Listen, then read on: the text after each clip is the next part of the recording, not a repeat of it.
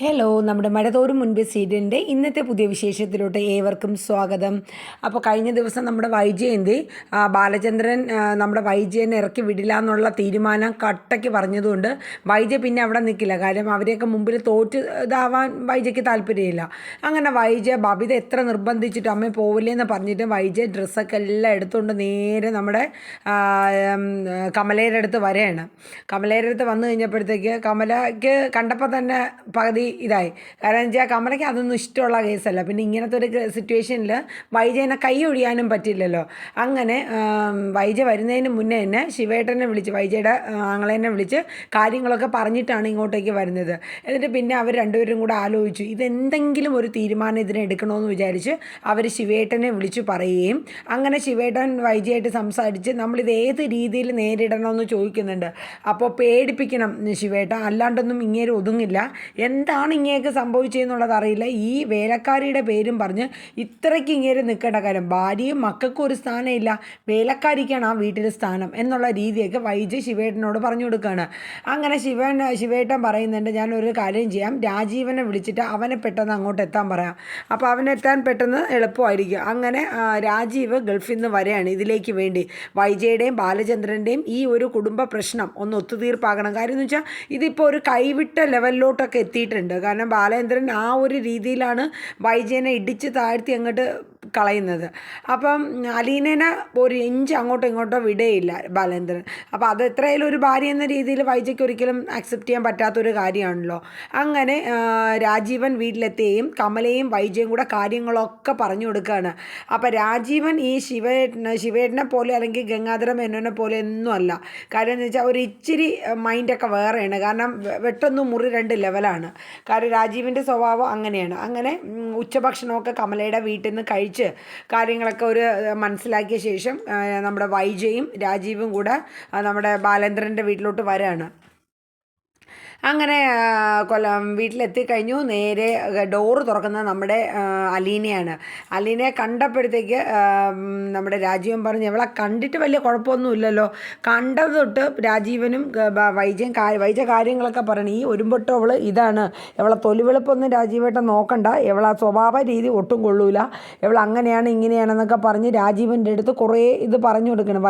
നമ്മുടെ അലീന ഒന്നും മിണ്ടുന്നില്ല. അപ്പം അലീനയുടെ അടുത്ത് പറയുന്നുണ്ട് ഇത് എൻ്റെ വേറൊരാങ്ങളെ ഗംഗേട്ടനെ പോലെ ഒന്നല്ല രാജീവൻ, അവന് വെട്ടൊന്നും മുറി രണ്ടാണ്. അത് പറഞ്ഞപ്പോൾ തന്നെ അലീനയുടെ ഉള്ളിലെ ഒരു പേടിയൊക്കെ അങ്ങ് തട്ടുകയാണ് കേട്ടോ. കാരണം വെച്ചാൽ സ്വന്തം അമ്മയുടെ ആങ്ങളെയാണ്, ആ സ്ഥാനമുള്ള ആളാണ്. എന്നിട്ട് രാജീവൻ വന്ന് കയറി ഉടനെ നീയും കൂടെ വാന്ന് പറഞ്ഞിട്ട് നേരെ രാജീവൻ്റെ അമ്മയുടെ അടുത്ത് പോവാണ്, അമ്മയുടെ റൂമിലോട്ട് ചെല്ലുകയാണ്. അങ്ങനെ അമ്മേനെ പോയി റൂമിൽ ചെന്ന് തുറന്നു. അമ്മ കാണുന്നതും ഒരു ഭയങ്കരമായിട്ട് ഞെട്ടാണ്. കാരണം മോൻ പെട്ടെന്ന് പ്രതീക്ഷിക്കാണ്ട് വന്നതാണല്ലോ. അപ്പോൾ രാജീവൻ പറയുന്നുണ്ട് അമ്മ നന്നായിട്ടാണല്ലോ ഇരിക്കുന്നത്, ഇനി നടന്നൊക്കെ തുടങ്ങണം കേട്ടോ എന്നൊക്കെ പറഞ്ഞ് കാര്യങ്ങളൊക്കെ തിരക്കിയിട്ട് നീ എന്തേ പെട്ടെന്ന്, എനിക്കിവിടെ ഒന്ന് രണ്ട് കാര്യങ്ങളുണ്ടായിരുന്നു അമ്മ, അതുകൊണ്ട് പെട്ടെന്ന് വന്നതാന്ന് പറഞ്ഞു. ഇവിടുത്തെ കാര്യങ്ങളൊക്കെ എന്തായി, വൈജ അവിടെ ഇരുന്നല്ലോ, എന്താ പറ്റിയ സംഭവങ്ങളൊക്കെ. അപ്പോൾ മുത്തശ്ശി അമ്മ പറഞ്ഞു എനിക്കറിയില്ല ഒന്നും, ഇവിടുത്തെ കാര്യങ്ങളൊന്നും എന്തായി തീരുമൊന്നും എനിക്കറിയില്ല. എന്നിട്ട് അലീനയുടെ അടുത്ത് പറയുന്നുണ്ട് ഞാൻ ഇവിടെ വന്നത് ഒരു കാര്യത്തിന് വേണ്ടിയിട്ടാണ്. ഇപ്പം തുടങ്ങി 22 മണിക്കൂർ ടൈം അലീനയ്ക്ക് തരാണ്. ഈ 22 മണിക്കൂറിനുള്ളിൽ നീ ഇവിടെ നിന്ന് നിൻ്റെ ബാഗും സാധനങ്ങളൊക്കെ എടുത്തുകൊണ്ട് ഇവിടെ നിന്ന് ഇറങ്ങിക്കണം. ആരെടുത്തും നീ ചോദിക്കേണ്ട ആവശ്യമില്ല. ഇപ്പം ഈ നേരം ഉച്ച കഴിഞ്ഞതുകൊണ്ട് ഞാൻ നിന്നെ ഇറക്കി വിടുന്നില്ല. എവിടെയാണെന്ന് വെച്ചാൽ പോകാനുള്ള സ്ഥലത്ത് നീ പൊക്കോണമെന്ന് രാജീവൻ കട്ടായിട്ട് അങ്ങോട്ട് പറയണേ. നമ്മൾ കേട്ട പേടിച്ചു വന്ന രീതിയിൽ ഒരു ഭീഷണി സ്വരത്തിലൊക്കെയാണ് പറയുന്നത്. പിന്നെ ഈ വീട്ടിൽ വേലക്കാരിയായി വന്ന നിനക്കല്ല സ്ഥാനം, എൻ്റെ പെങ്ങൾക്കും മക്കൾക്കുമാണ്. നീ അതിൻ്റെ മേലെ സ്ഥാനം പിടിച്ചത് അത് ഏത് രീതിയിലാണെങ്കിലും അതൊക്കെ ഈ വീടിന് പുറത്ത്, അതൊക്കെ നീ വേറെ സ്ഥലത്ത് നോക്കിയാൽ മതി. ഈ വീട്ടിനകത്ത് അതൊന്നും നടപടിയാവില്ല. എൻ്റെ സ്വഭാവം ഇവിടെ പലർക്കും അറിയില്ല, എനിക്ക് വേറൊരു മുഖം കൂടെ ഉണ്ട്. ആ സ്വഭാവം നീ എടുപ്പിക്കരുത്. അപ്പോൾ അതുകൊണ്ട് 22 മണിക്കൂർ ടൈം ഞാൻ നിനക്ക് തന്നിട്ടുണ്ട്. രാജീവ് അലീനയുടെ അടുത്ത് പറയുന്നതാണ്. അതിനകത്ത് ഇവിടെ നീ ഇറങ്ങിയിരിക്കണം. ഞാൻ നാളെ വരുമ്പോൾ ഇവിടെ നീ കാണരുത്. അത്രമാത്രം എനിക്ക് പറയാനുള്ളൂ. ബാലേന്ദ്രൻ എവിടെയാണെന്ന് ചോദിക്കുകയാണ് രാജീവൻ. അത് മേളിലത്തെ റൂമിലാണെന്ന് പറഞ്ഞിട്ട് അങ്ങോട്ട് രണ്ടുപേരും കൂടെ പോവാണ്. ആരൊക്കെയാണ്, നമ്മുടെ രാജീവും വൈജയും കൂടെ. അവിടെ ചെന്നിട്ട് പുറത്ത് ബാൽക്കണിയുടെ അവിടെ, മേളിലത്തെ ബാൽക്കണിയുടെ അവിടെ നിന്നിട്ട് വൈജ പറയുന്നുണ്ട്, ഞാൻ കയറി വരുന്നില്ല, രാജീവേട്ടൻ കയറി ചെല്ലാൻ പറയുന്നുണ്ട്. അപ്പോൾ റൂമിലോട്ട് തട്ടിയിട്ട് രാജീവ് കയറി ചെല്ലണം. അപ്പോൾ ബാലേന്ദ്രൻ എന്തോ കമ്പ്യൂട്ടറിൽ വർക്ക് എന്തോ ചെയ്തുകൊണ്ടിരിക്കുകയാണ്. നീയോ എപ്പോഴാണ് വന്നേ? ഞാൻ ഒന്ന് രണ്ട് കാര്യങ്ങൾ പെട്ടെന്ന് ഇതാക്കാൻ വേണ്ടി അത്യാവശ്യമായിട്ട് വന്നതാണ്. നിങ്ങൾക്ക് അറ്റാക്ക് വന്നു എന്നൊക്കെ കേട്ടുമല്ലോ ബാലേന്ദ്ര. എനിക്ക് ചെറിയൊരു ബുദ്ധിമുട്ട് വന്നു, കുഴപ്പമില്ല, ഇപ്പോൾ റെസ്റ്റിലാണെന്നൊക്കെ പറയുന്നുണ്ട്. ഇവിടെ എന്താണ് ഇഷ്യൂ? നിങ്ങൾ തമ്മിൽ എന്താണ്? വൈജയും ബാലേന്ദ്രനും തമ്മിൽ എന്താണ്? ഇത്രയും നാളും അങ്ങനെ ഒരു രീതിയൊന്നും അല്ലായിരുന്നല്ലോ, എപ്പോഴും ഒരുപോലെ ഇരിക്കില്ലല്ലോ. ഇവിടെ ഒരു സെർവൻറ്റിനെ കൊണ്ട് നിർത്തിയിട്ടുണ്ടല്ലോ, അലീന എന്ന പേരിൽ. അവളെ നാളെ അങ്ങ് പറഞ്ഞു വിടുകയാണ്. അപ്പോൾ അതിലേക്ക് വേണ്ടി ബാലേന്ദ്രൻ വെറുതെ ഒരു ഇത് പിടിക്കണ്ട. അപ്പോൾ ബാലേന്ദ്രൻ പറയുന്നുണ്ട്, അങ്ങനെ വിടാനുള്ള ധൈര്യം നിനക്കുണ്ടോ എന്ന് ചോദിക്കും രാജീവിനോട്. അതെന്തേ, വെല്ലുവിളിയാണോ എന്ന് ചോദിക്കും. അതെ, വെല്ലുവിളിയാണ്, നിനക്ക് കഴിയുമെങ്കിൽ അലീനെ ഇറക്കി വിടാൻ പറയുന്നുണ്ട്. അല്ല, നിങ്ങളെന്താണ് താഴെന്ന് നിങ്ങളുടെ റൂമൊക്കെ മേളിൽ മാറ്റിയത്? ഞാൻ ഉണ്ടാക്കിയ വീടല്ലേ, എനിക്ക് ഇഷ്ടമുള്ള റൂമിൽ ഞാൻ കിടക്കും, അതിനിപ്പോൾ എന്താണ്? ഓക്കെ, അതൊക്കെ ആയിക്കോട്ടെ, ഈ ആവശ്യം വിട്. എന്തായാലും വൈജയ്ക്ക് അലീന ഇവിടെ നിൽക്കുന്നത് ഒട്ടും ഇഷ്ടമല്ല. അതുകൊണ്ട് അലീനെ ഇവിടെ നിന്ന് എന്തായാലും ഇറക്കി വിടും. നിങ്ങൾ അതിനു വേണ്ടി തർക്കിക്കാനോ വഴക്കടിക്കാനോ നിൽക്കണ്ട. അങ്ങനെ നിങ്ങൾ അലീനെ ഇറക്കി വിടും. ബാലേന്ദ്രൻ പറയുന്നുണ്ട്, രാജീവിനും വൈജയ്ക്കും അലീനെ ഇറക്കി വിടാൻ കഴിയുമെങ്കിൽ ഇറക്കി വിട്ടാൽ നിങ്ങൾ വിജയിക്കും. അലീനെ ഞാൻ ഇവിടെ തന്നെ നിർത്തുകയാണെങ്കിൽ ഞാൻ ജയിക്കും. നമുക്ക് ആ വെല്ലുവിളി ഏറ്റെടുക്കാമെന്ന് പറയുന്നുണ്ട്. അങ്ങനെ രാജീവൻ അത്ര നല്ല രീതിയിലല്ലെങ്കിലും ആ റൂമിൽ നിന്ന് ഇറങ്ങുകയാണ്. എന്നിട്ട് വൈജ വന്ന് ചോദിക്കുന്നുണ്ട്, എന്തായി? അപ്പോൾ പറയുന്നുണ്ട്, കാര്യങ്ങളൊക്കെ സംസാരിച്ചു, പക്ഷേ അയാൾ വെല്ലുവിളിച്ചൊക്കെയാണ് വൈജ. അലീനെ കഴിവുണ്ടെങ്കിൽ നീ ഇവിടെ നിന്ന് ഇറക്കി വിടാനായിട്ട് പറയുന്നുണ്ട്. അതാ ഞാൻ പറഞ്ഞ രാജീവേട്ട, ഞാൻ വിചാരിക്കുന്ന എനിക്ക് പണ്ടത്തെ ബാലേന്ദ്രനെ അല്ല, ഒരുപാട് മാറ്റങ്ങൾ വന്നു. അപ്പോൾ രാജീവൻ പറയുന്നുണ്ട്, ശരിയാണ്, അയാളുടെ സംസാരത്തിലും പെരുമാറ്റത്തിലൊക്കെ ഭയങ്കര ഒരു മാറ്റമാണ്. ഗംഗേട്ടനെ ഈ ഒരു കേസിന് വേണ്ടി ഞാൻ വിളിച്ചപ്പോൾ ഗംഗേട്ടൻ എൻ്റെ കരണത്തടിച്ചിട്ട് പോയി. അപ്പോൾ രാജീവ് പറഞ്ഞു, അയാൾക്ക് കാര്യത്തിൻ്റെ ഗൗരവം മനസ്സിലാവാത്തത് കൊണ്ടാണ്.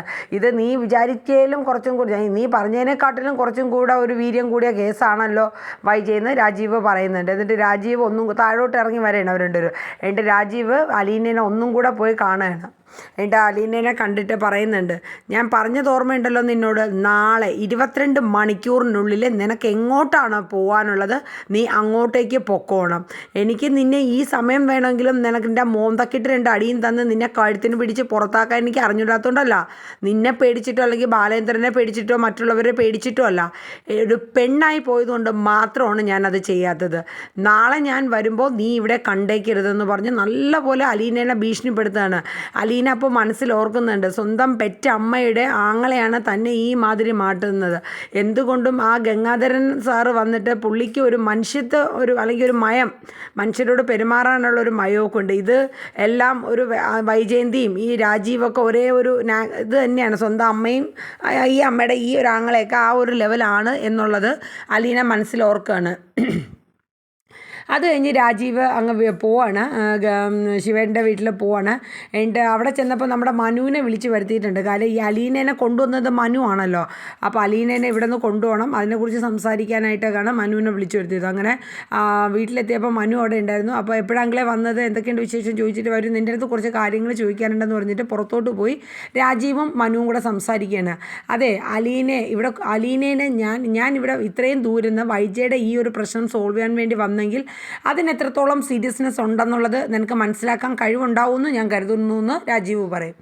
അല്ലെങ്കിൽ അതായത് എനിക്ക് പറയാൻ ഇത്രയേ ഉള്ളൂ, അലീന എന്ന് പറഞ്ഞ ആ ഒരു സെർവൻറ്റ് ഇനി മുതൽ വൈജയുടെ വീട്ടിൽ വേണ്ട, അത്രയേ ഉള്ളൂ. അതിനുവേണ്ടി നീ അതിൻ്റെ ഇടയിൽ ഒരു ഇടങ്ങോലായിട്ട് നിൽക്കരുത്, എനിക്ക് അത്ര മാത്രമേ പറയാനുള്ളൂ എന്ന് പറഞ്ഞിട്ട് രാജീവ് കയറി പോവാണ്. അപ്പോഴേക്കും പിന്നെ കാണിക്കുന്ന ബാലേന്ദ്രൻ്റെ വീടാണ്. അവിടെ കാണിക്കുന്നത് കൃഷ്ണജയും ബബിതയും രോഹിത്തും എല്ലാവരും നിൽക്കുകയാണ്. ആ സമയത്ത് നമ്മുടെ അലീനെ അവിടെ വരുന്നുണ്ട്. അപ്പോൾ നമ്മുടെ വൈജ പറയുന്നുണ്ട്, നിനക്ക് മനസ്സിലായല്ലോ, ഗംഗേട്ടനെ പോലെ അല്ല രാജീവേട്ടൻ, രാജീവിന് വെട്ടൊന്നും മുറി 2ആണ്. നാളെ ഇവിടെ നിന്ന് നീ സ്ഥലം വിട്ടില്ലെങ്കിൽ രാജീവിൻ്റെ വേറൊരു മുഖം നീ കാണും. നീ എന്താടി കരുതിയത്? ഞാനങ്ങ് തോറ്റ് തുന്നമ്പാടി അങ്ങ് പോകുമെന്ന് വിചാരിച്ചു? നീ വൈജ ആരാണെന്ന് മനസ്സിലാക്കിയിട്ടുണ്ടോടി എന്ന് ചോദിച്ചു. വല്ലടോ ഓട ചാലി കിടന്ന നീ എന്നെ ഭരിക്കാറായോടി എന്നൊക്കെ ചോദിച്ച് വൈജ ഭയങ്കരമായിട്ട് അലീനയുടെ മെക്കിട്ട് കയറണം. അലീന വൈജയ്ക്ക് പറയാനുള്ള കാര്യങ്ങളെല്ലാം പറഞ്ഞു കഴിഞ്ഞിട്ട് അലീന പറഞ്ഞു, മാഡം എനിക്ക് പോകാൻ ഇവിടെ സമ്മതമാണ്, പിന്നെ സാറിൻ്റെ ഒരു കാര്യം അതാ ഞാൻ ഓർക്കുന്നുള്ളൂ, ഞാൻ ഇവിടെ നിന്ന് ഈ നിമിഷം വേണമെങ്കിൽ ഞാൻ ഇവിടെ നിന്ന് പൊക്കോളാം, പക്ഷേ ഏതെങ്കിലും ഒരു സമയത്ത് മേഡം ഓർക്കും. കാര്യം ഞാൻ പറയട്ടെ, എൻ്റെ കുട്ടിക്കാലത്ത് ഒരു അമ്മയുടെ ലാളനയോ വാത്സല്യമോ ഒന്നും തന്നെ ഞാൻ അറിഞ്ഞിട്ടില്ല. ഇനി എനിക്കത് ആ ഒരു ഇത് കിട്ടത്തുമില്ല, കാരണം ഞാൻ ഇത്രയും വലുതായില്ലേ. പക്ഷേ മേഡം ഞാനിവിടെ നിന്ന് ഇറങ്ങിക്കഴിഞ്ഞിട്ട് ഏതെങ്കിലും ഒരു സമയത്ത് മേഡം എന്നെ ഓർത്ത് മേഡം കരയും. അന്ന് എന്നെ മേഡം തിരക്കി വരും, എൻ്റെ മുമ്പിൽ കരയും, എന്നോട് സോറി പറയും. ഞാൻ നിൻ്റെ മുന്നിൽ സോറി പറയാനോ? അതിന് വൈജ ഇനി ഒരിക്കൽ കൂടെ ജനിക്കണമെന്ന് പറയുന്നത്. നീ എന്തടി കരുതണം? നിന്നെ ഞാൻ എന്നെ അമ്മയെപ്പോലെ കരുതി താരാട്ട് പാട്ടി ഉറക്കണമെന്നാ? അല്ല മേഡം, കൃഷ്ണജയ്ക്കും ബബിതയ്ക്കും ഒക്കെ കൊടുക്കുന്ന ഒരു സ്നേഹവും ഇതുണ്ടല്ലോ, ഞാൻ ആ സ്ഥാനത്ത് ഒരു അമ്മയുടെ സ്ഥാനമാണ് ഇത്രയും നാൾ ഞാൻ മേഡത്തിന് തന്നിട്ടുള്ളത്. എനിക്ക് മേഡത്തിനോട് ഒരു ശത്രുതയില്ല, മേഡമാണ് എന്നെ ശത്രുവായിട്ട് കാണുന്നത്. അങ്ങനെ കുറച്ച് മാനസികമായിട്ട് ആ ഒരു രീതിയിലൊക്കെ അലീന സംസാരിക്കുന്നുണ്ട്. വൈജ അതിന് തക്ക മറുപടിയും തിരിച്ചു കൊടുക്കുന്നുണ്ട്. അത് കഴിഞ്ഞ് ബാലേന്ദ്രൻ റൂമിൽ നിന്ന് ബെല്ലടിക്കുകയാണ്. ആ സമയം അലീന പെട്ടെന്ന് പതുക്കെ റൂമിലോട്ട് കയറി പോവാണ്. എന്താണ് മുഖമൊക്കെ വാടിയിരിക്കുന്നതെന്ന് അലീനയോട് ബാലേന്ദ്രൻ ചോദിക്കുന്നുണ്ട്. അല്ല ഒന്നുമില്ല. ഓ, നിന്നെ ഇവിടെ നിന്ന് ഇറക്കി വിടാൻ അവർ തീരുമാനിച്ചു അല്ലേ എന്ന് ചോദിക്കും. അതെ, ഞാൻ എന്ത് ചെയ്യട്ടെ, ഞാൻ പൊക്കോട്ടെ സാറേ, എന്നെ ഇതിൽ കൂടുതൽ എന്നെ ഇനി പെടുത്തല്ലേ എന്ന് പറയുന്നുണ്ട്.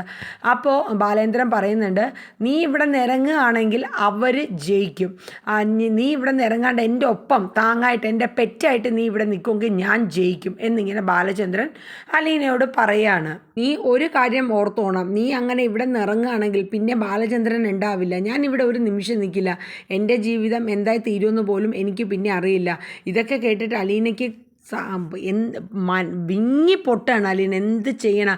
നടുക്കടലിൽ നിൽക്കുന്ന ഒരു സിറ്റുവേഷനാണ്.